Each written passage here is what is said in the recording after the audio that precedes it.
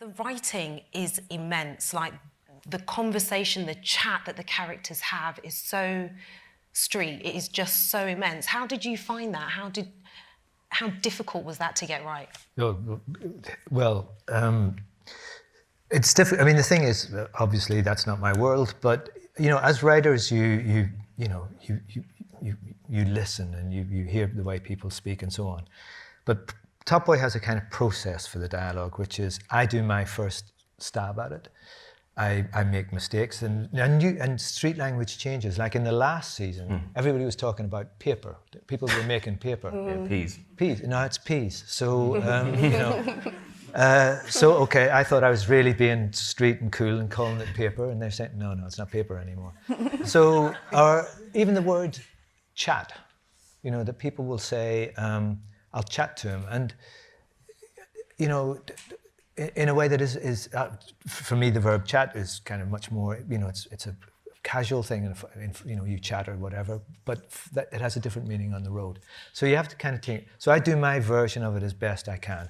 Then I show it to a couple of people from that world, and they go through it with me and improve. And then the final part of the process, well, there's also the read-through and rehearsals and so on, but the final part is the actors themselves, because this isn't, it isn't Pinter, it isn't like, it's not like that. They will, as long as it conveys what we want it to convey in the same register and with the nuance that's in the script, then they will put their own spin on it, and that way everything kind of works. So we've got a clip that we can show you of what we're trying to talk about when it comes to keeping everything authentic in Top Boy.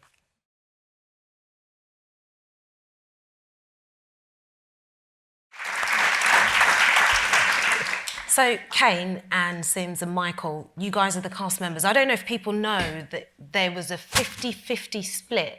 So basically you are the professionals, but they actually got what I would call randoms from the street to act with you guys. To act with you guys, as in people that are not professionally trained, to make the show more authentic. How did it feel working with people like that? For me, obviously, like, I haven't trained as well, so I came in of doing just like one show, and it was weird to see that when you're acting with these people, some of them are literally just there to be a part of Top Boy. Some actually want to go further with acting. So when people that just came in to just be a part of Top Boy, they were really, really, really dedicated to it as well as everyone else. So like it was a good thing to be a part of, definitely. Mm-hmm. Yeah, I think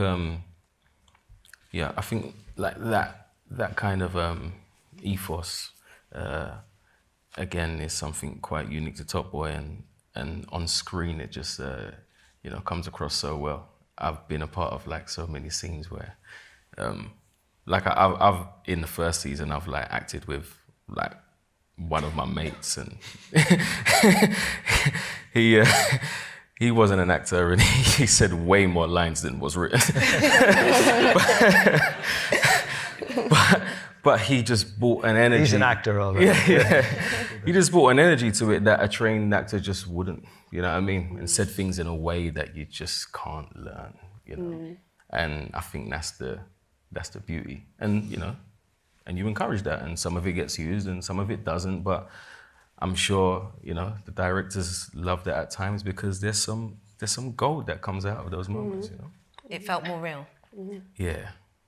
And is it important for you guys to have the ability to say things the way you would say it in real life? Yeah, definitely. Yeah, I think that's massively important, probably for all of us, because you don't want to, you don't just want to turn up every day and freestyle, you know what I mean? The show is written and you want to stick to the scene, but you don't want to put everything into your own words, but if something doesn't feel right, and you know that, I'm for one always on set, like encouraging some of the younger kids to, and I might not even know what they might be saying, you know what I mean? But look, if that word don't feel right to you, then, say a different one. The director will be cool with it, have a discussion, and see how it goes. It don't need to be some show of like all slang to where the general public can't understand, but if something really feels wrong, change it. And it takes that kind of encouragement that I feel the directors give to especially the new cast and the younger cast,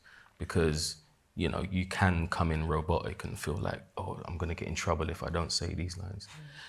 But I think one of the other important things that we do is we workshop it as well. So before we step onto set, you know, we get into a space where we're working out the scenes together. And a lot of that, you know, gets kind of weaved out there.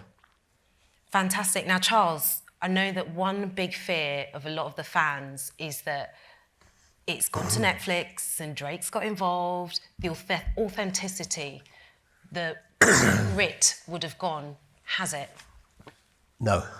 But you're right. I mean, as Ronan described, kind of, it felt like almost the opportunity presented itself. We always wanted to make a third series, always wanted it to be a long-running series. You know, the intention was to move into 8 parts for series 3, which didn't happen. So there was always a desire to do it, but it was the timing, the Drake, and other factors that suddenly presented that, you know, there was an opportunity. And I remember sitting with Ronan, and we had a chat, and you know, coming back 5 years later from something we loved, and there have been a lot of people who tried to kind of talk about remaking America, resetting it, and we felt very protective of it. We all loved it, and you know, very proud of what we'd done. And coming back to it, there was a lot of concern for ourselves about, can we, you know, is it the right thing to do creatively? But we thought it was and jumped in, and I think we've achieved it. Yeah, I think it's different from before in the sense of storytelling. Before, we're both, you know, small. They were 4-parters, so they were almost like kind of mini films cut into 4. This is storytelling over 10 hours. It's a different form. But in terms of people, I think, who enjoyed Top Boy before, I think they're going to love this, you know, and yeah. So it's bigger, it's better, but it's staying effectively the same. Yeah. Okay, thank God. So we've got another clip that we can use, we can show you to highlight this.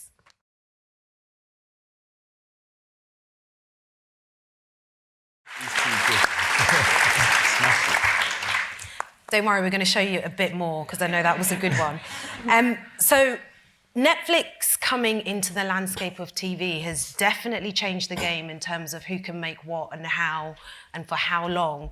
One of the things that has been really important to Top Boy that I think is lacking in a lot of the TV media space is diversity and being honest to the diverse truth, not just in front of the camera, but behind the camera. Because Charles and Ronan, you guys were insistent on a specific mentorship to try and get more people from diverse backgrounds, particularly behind the camera, but to make sure that they progress through the industry. Is that correct? Do you want to... Yes, I mean, particularly around, I mean, we've got a number of mentorship schemes. There's one in particular around the directors. You know, the show has got 4 directors, and given the subject matter and the world, we felt it was really important that some of those directors, if not all those directors, are coming from, you know, diverse backgrounds. And we found 2 fantastic directors who were brought in from America in particular, and they did a brilliant job, you know, Ronaldo Marcus Green and Nia DaCosta. But it did feel to us like, you know, there was something about having to go to the States to find a talent when, you know, this is a British show and we should be able to find it here, and there was a real lackey of talent.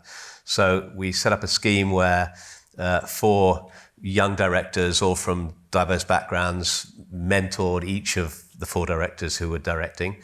And it's still a kind of, it's a mentorship scheme in process. In the sense that the ambition is one or all of those directors may go on and direct an episode in the next series, you know, assuming that's commissioned and all the rest. And they are, you know, at fantastic level, brilliant directors, and yeah, so, and that, we started that, and that's extended into other departments as well, but yeah, it's part of the scheme we'll be doing. So Ronan, can you tell us some of the other departments it's extended into? Well, apart from, I mean, I'm the writer, so I can tell you the writing. So we have a new guy in the writing team who's, you know, from that world, and he's helping a lot in this, you know, with dialogue and so on. But Charles is probably the man to talk about the other. I mean, design across the board, you know, costume design, accounts, writing. But I mean, the directing scheme is the real flagship one, I think, at the moment that we're driving. Yeah. Fantastic. So anyway.